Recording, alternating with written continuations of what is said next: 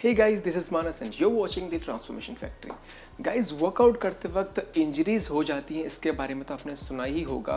तो इंजरीज होने के काफ़ी सारे रीजंस होते हैं, उनमें से एक बड़ा रीज़न, सबसे बड़ा जो रीज़न एक होता है वो है आपका प्रॉपर वार्म अप ना करना या फिर बिल्कुल ही वार्म अप ना करना। तो गाइज आज की वीडियो में हम जानने वाले हैं कि वार्म अप करना क्यों ज़रूरी है, वार्म अप करने से आपकी बॉडी में क्या ऐसे चेंजेस होते हैं कि आप उससे अपना इंजरी प्रिवेंशन कर पाते हैं। एंड साथ ही साथ हम ये जानने वाले हैं एंड ये देखने वाले हैं कि वार्म अप को किया कैसे जाता है। तो गाइज बने रहिए वीडियो में, एंड तक आपको जरूर कुछ नया जानने को मिलेगा।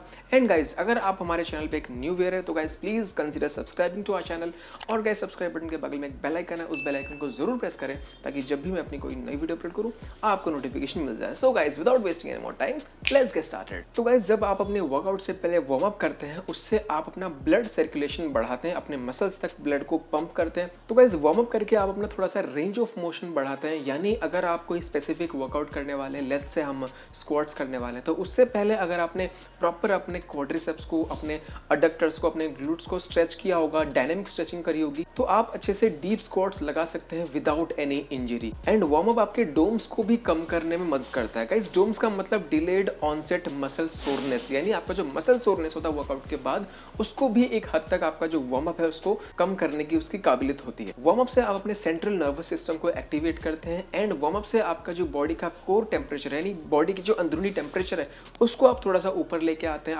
आपका जो मसल टेम्परेचर है, मसल का जो टेम्परेचर बना हुआ रहता है वो भी ऊपर आता है, आपका लिगामेंट, आपके टेंडन सभी तैयार हो जाते हैं एक अच्छा खासा टॉर्चर के लिए। तो बेसिकली वार्म अप का सिंपली यही मकसद होता है कि आपकी बॉडी को पहले ही बता देना कि भाई हम आपको टॉर्चर करने वाले हैं तो तैयार हो जाओ। सो अगर आपने एक अच्छा वार्म अप नहीं करा या फिर वार्म अप ही नहीं कर रहा है तो इंजरी होने के जो चांसेस हैं वो काफी ज्यादा बढ़ जाते हैं। एंड गाइस वार्म अप को हम मेनली दो ब्रॉड कैटेगरीज में डिवाइड कर सकते हैं, वो है आपका general warm up and specific warm up. General warm up का मतलब होता है कि हम किसी पर्टिकुलर एक्सरसाइज को ही दिमाग में रखते हुए वार्म अप नहीं कर रहे हैं, बल्कि हम अपनी पूरी बॉडी को, कुछ जॉइंट्स को, कुछ मसल्स को एक साथ उनका वार्म अप कर रहे हैं।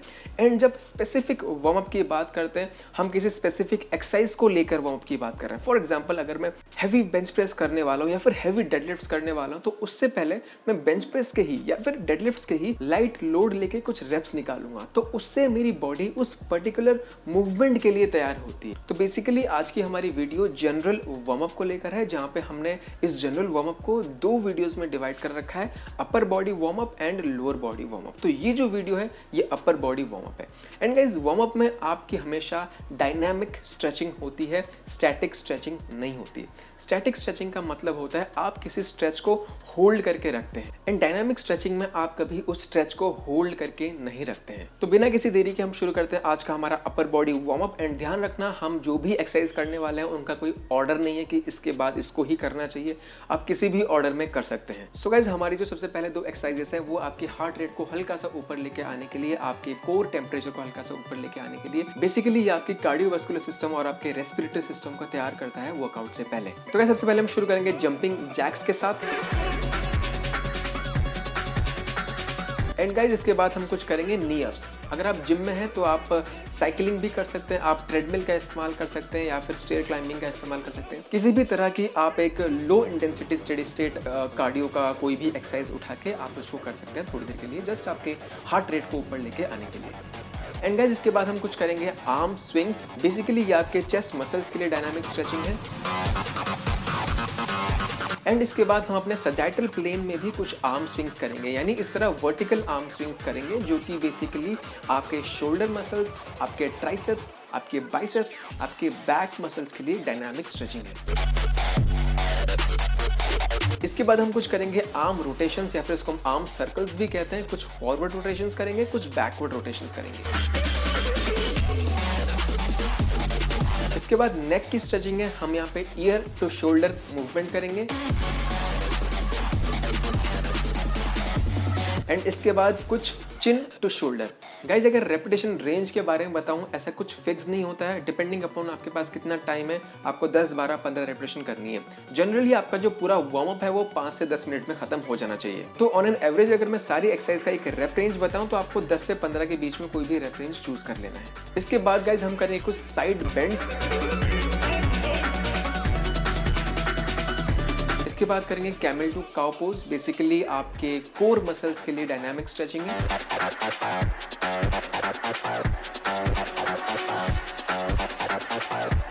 इसके बाद हम करेंगे कुछ प्रोन लेग स्विंग्स। बेसिकली ये आपके मिड सेक्शन का या फिर आप कह सकते हैं आपके ट्रंक का या फिर आपके कोर का डायनामिक स्ट्रेचिंग है।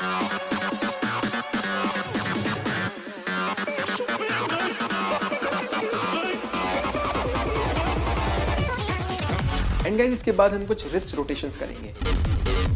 तो गाइज इसी के साथ हमने अपर बॉडी का कंप्लीट वार्म अप कर लिया है। ऐसा नहीं है कि वार्म अप के लिए कोई और एक्सरसाइज नहीं कर सकते हैं। ऐसे है कि एक मसल के लिए, एक जॉइंट के लिए काफी एक्सरसाइजेस हैं, तो ऐसा नहीं कर सकते कि आप एक ही मसल के लिए बहुत सारी एक्सरसाइज करें।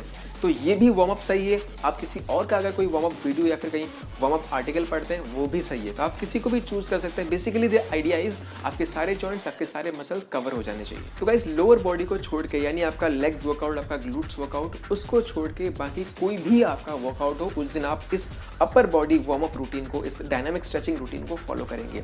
And lower body warm up कैसे करना है वो हम नेक्स्ट वीडियो में बात करने वाले हैं। So guys with this that's a wrap on this video. मिलते हैं एक नई वीडियो के साथ। Till then stay fit, stay healthy. This is Manas, take care.